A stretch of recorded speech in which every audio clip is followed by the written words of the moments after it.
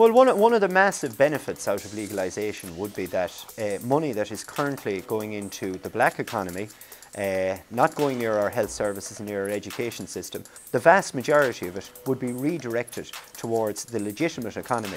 Could be spent on education, could be spent on drug treatment for more harmful drugs such as heroin or cocaine, and wherever you'd spend it, surely it makes more sense to spend it in the legitimate economy than it is to give to the type of people who shot Veronica Guerin.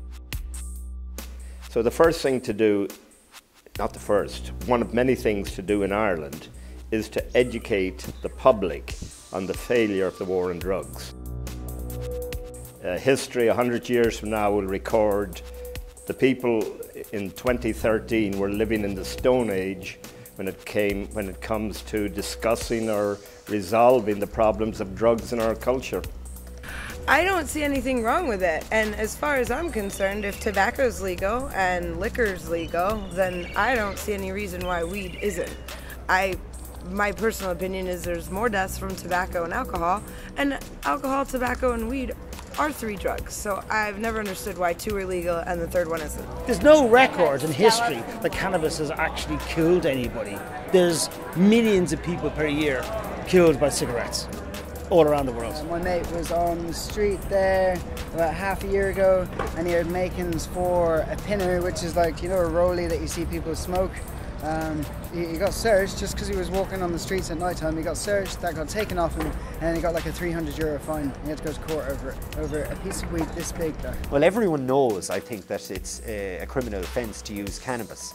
But many people, I'd say the majority of people, do not know the real consequences of getting a criminal record for possession of cannabis and what impact that it has on your life. And when you do explain to people the consequences, many people who actually believe it shouldn't be legal actually change their mind. Well, at 18 I was diagnosed with meningitis and I ended up having epilepsy from it, and my fits, I was having 5 or 6 fits a week, mostly in my sleep. But since I've smoking it, touch wood, I haven't had a fit in nearly 18 years. Lock me up, I don't care, I'll still get it when I'm inside.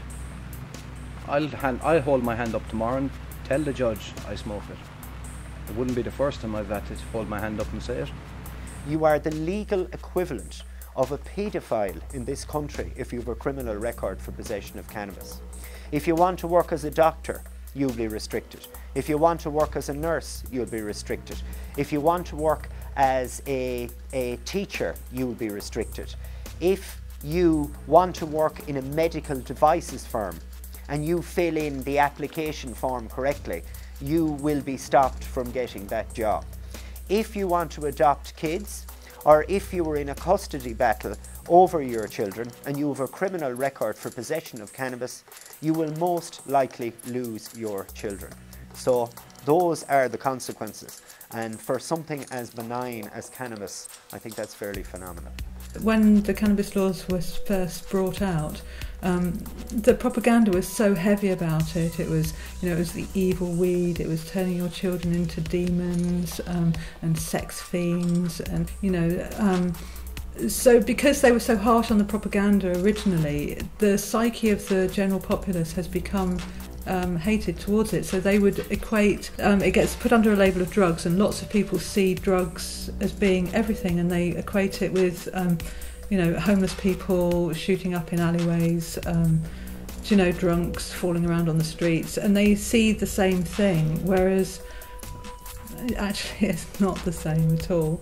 The idea of prohibiting cannabis, I understood, was to restrict supply. That has not happened. It's never been easier to get.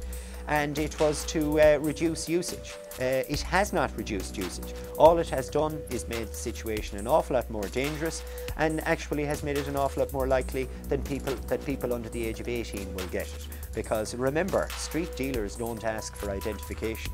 Well, on October the 29th in Dáil Éireann, using private members' time, I will be putting a bill before the House, it's called the Cannabis Regulation Bill 2013. Here's a copy of it. And it will legalise the sale the cultivation, the export and the import of cannabis, and it would also legalise the home growing of cannabis up to 6 plants. And there will be, for the first time ever, a debate in our national parliament on the legalisation of cannabis. And in theory, cannabis could be legal at 9 o'clock on October the 29th in the Republic of Ireland. Will that happen? Well, I've only got one vote. I know what way I'll be voting. I'll be voting to repeal prohibition of cannabis and to take that market away from the criminal underground.